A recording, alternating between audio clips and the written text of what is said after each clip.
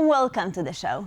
Today we look at the Polish Christmas table, where tradition, memory and meaning all come together.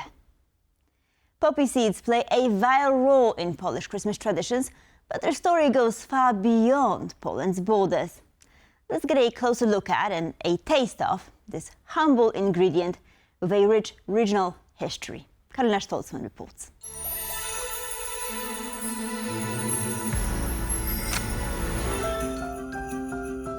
The mighty poppy, a plant rich in symbolism with seeds full of flavor.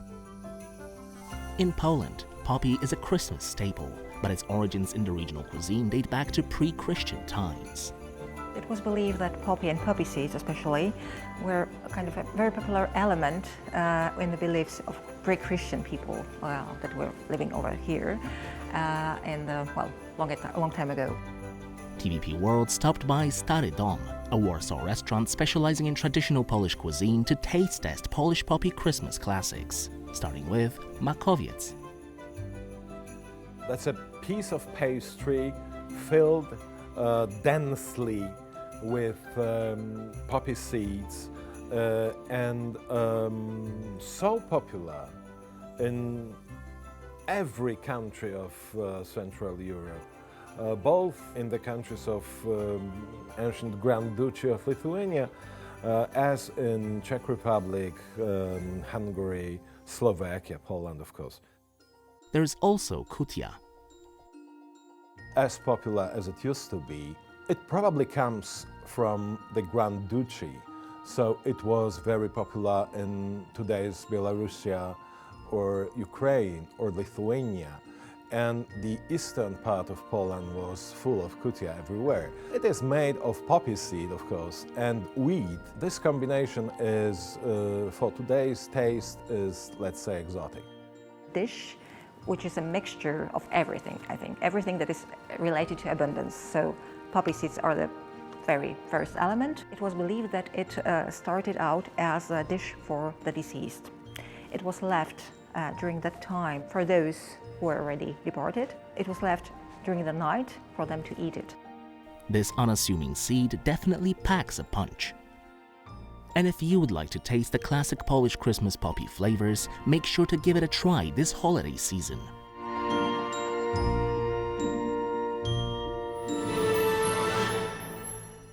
Of course, no Christmas table is complete without soup. And which one would that be?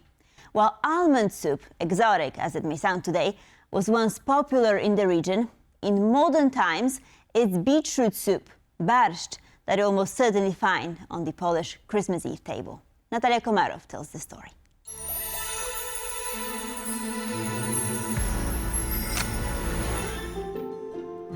Now this one might be difficult to pronounce.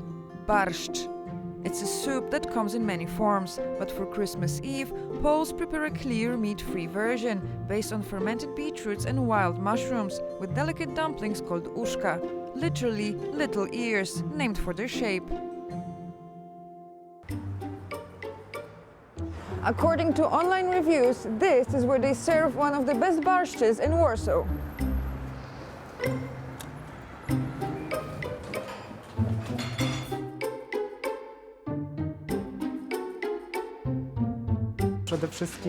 Our cooks pour their hearts into making it.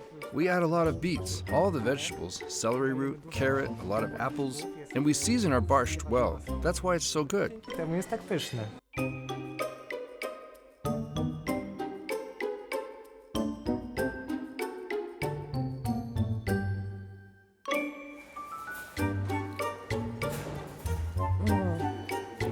Well, obviously the best barszcz I've ever had is the one my grandma used to make. But this one could easily take the second spot. It hits the perfect balance between sweet and sour with just a tinge of spice. Perfect. Amid many amazing soups our ancestors have cooked up, barszcz holds a special place. In the Middle Ages, it was believed to have medicinal value, although at the time, beets weren't the most popular base. Barszcz simply meant any kind of soup based on fermented plants, a poor people's dish. Beets likely arrived in Poland around the Renaissance, and Poles began pickling them. By the 19th century, red barszcz had become a Christmas Eve staple. Lucyna Ćwierczakiewiczowa, who was Poland's Martha Stewart of the 19th century and who arguably created the modern Polish cuisine, also had her take on the traditional Christmas barszcz. Well, according to Lucyna, the secret ingredient is a glass of dry red wine, very festive. It's a soup that crosses national and cultural boundaries. Ukrainians have their own take on beetroot soup, which they call barszcz. Ukrainians, barszcz is symbol of prosperity. You add carrots, beetroots, potatoes, beans, cabbage. This barszcz is not just a full meal, but also a dish so culturally iconic it was recognized by UNESCO as part of Ukraine's intangible heritage. It's traditionally served with chopped parsley and dill, rye bread, garlic and salo, a Ukrainian type of lard. So what's the difference between the Polish and the Ukrainian versions of the soup? I think the originals are similar, but in Ukraine, Cossacks began making barszcz that was rich in vegetables because it's needed to be filling.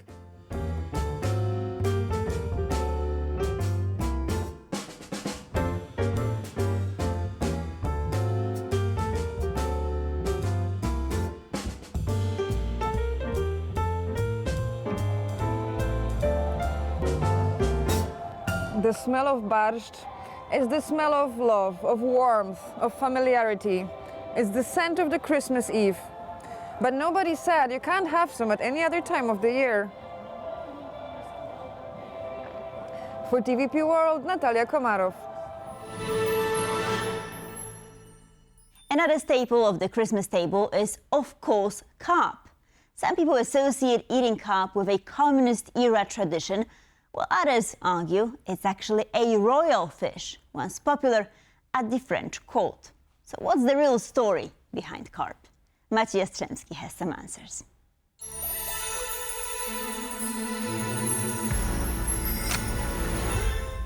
There is one undisputed centerpiece of the Polish Christmas Eve table: carp, a freshwater fish that's been farmed here for centuries. For Poles, Wigilia, Christmas Eve, is a meat-free feast, and no version feels complete without carp. Fried, roasted, or most controversially, set in jelly. Its earthy flavor divides opinion. But there's a bigger controversy.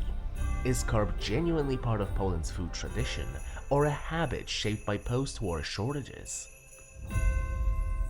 We posed this question to the true expert, Norbert Sokołowski, the chef of the Museum of King John III's Palace at Wilanów in Warsaw. In fact, we do have undisputed evidence of carp's presence in Polish cuisine since the 17th century. The Royal Cookbook mentions them among other dishes served upon the king's table, along with pike, salmon and other types of fish. We've got written evidence that carp was bred in manor estate pools and abbeys. Carp was eaten across all social strata. Chef Sokołowski also shows there's more to carp than drowning it in aspic. We are preparing carp toast. So juicy. The dish demonstrates 4 elements of old and historical Polish cuisine. Water, represented by the carp itself, something from the fields, which is covered by toast, mushroom butter to signify forests, and a garden ingredient, kale and beets. The idea was to take an old carp recipe that the Polish nobility would have enjoyed and put a modern, comfort food twist on it.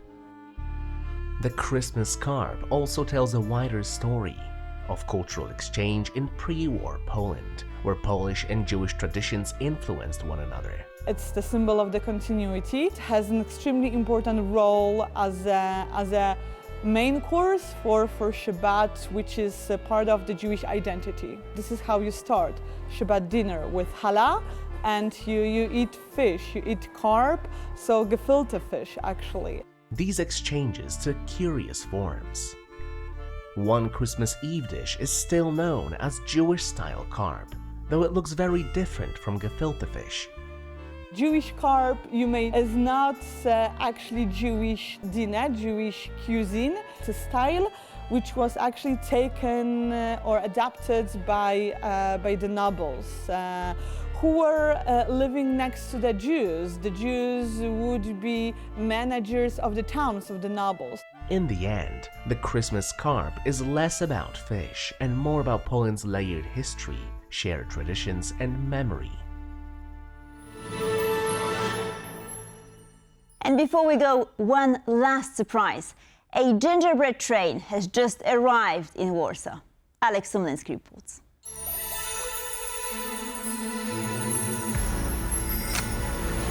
Christmas is right around the corner, so that means we're all thinking about and have definitely had, made or ate a gingerbread house and or cookies. But have you ever heard about a gingerbread city? Well, welcome to Kolejkowo, Warsaw.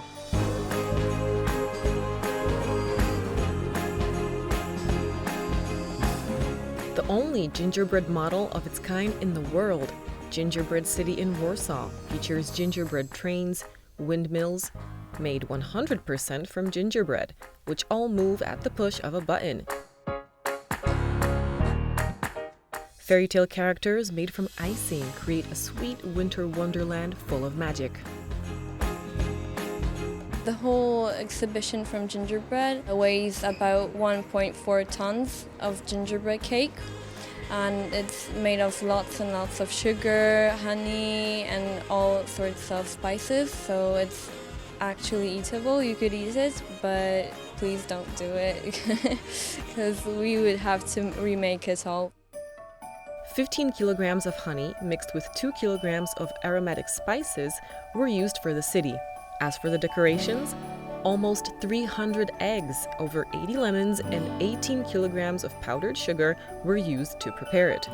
The figurines were designed by Jowita Woszczyńska, the winner of the Cake Designers World Championships. Warsaw's landmarks like the Gingerbread Palace of Culture or the Central Railway Station remind us that we're in the Polish capital, and that's what inspired the creators of the permanent exhibition at Kolejkowo. This exhibition shows people everyday life in smaller scale. On the maquette we can see the forests, cities, villages, and mainly the historical buildings and monuments of Warsaw. The idea was to show the history of Warsaw in funny and engaging way for everyone.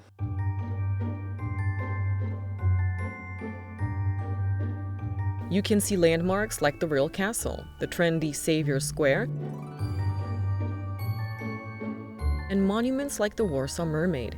Over 5,000 figures of humans and animals on a scale of 1 to 25 depict scenes of everyday life in the Polish capital. The gingerbread city definitely made the biggest impression, and that's why we came here with my child. He loves these trains, looking at them. Now I'm doing the same thing. Everything here is so cool that I, an adult, am delighted too. With Christmas in the air, the temporary exhibition of Gingerbread City is where one can take a step back, slowing down to savor the quiet before the celebrations. It's magical just to come here to smell all the spices, the gingerbread. You can actually taste and smell Christmas, and it builds up a very warm and family household feeling. Both exhibitions have a day and night mode.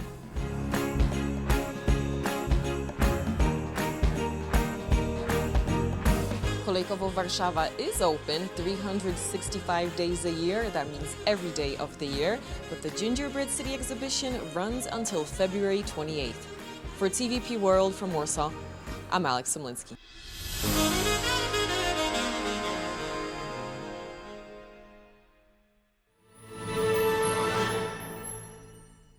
And with this we conclude this episode of Pulse of Culture. Thank you for watching and have a wonderful Christmas.